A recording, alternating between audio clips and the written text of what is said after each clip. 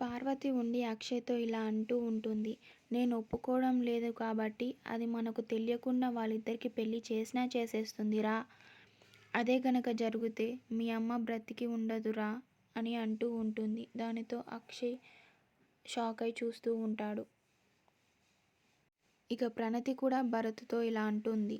మనం వాళ్ళకి సమస్యగా మారకూడదు. మనం ఇద్దరం ఎక్కడికైనా వెళ్ళిపోదాం అని డిసైడ్ అయితారు.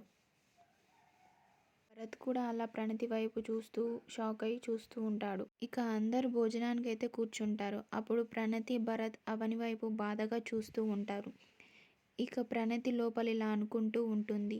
ఇప్పటినుంచి నీతో ఉండే అదృష్టం నాకు ఉండదు వదినా అని అనుకుంటూ ఉంటుంది. అవని ఉండి ఏంటి అలా చూస్తున్నావు అని అడుగుతుంది. ఏం లేదు వదినా అని నవ్వుతూ సమాధానం ఇస్తుంది. ఇక వీళ్ళిద్దరూ అయితే సూట్ కేస్ అయితే రెడీ చేసుకుంటారు బయటికి అయితే వెళ్ళిపోవడానికి. ఇక ఎవరికైతే కనిపించకుండా బయటికైతే వెళ్తారు.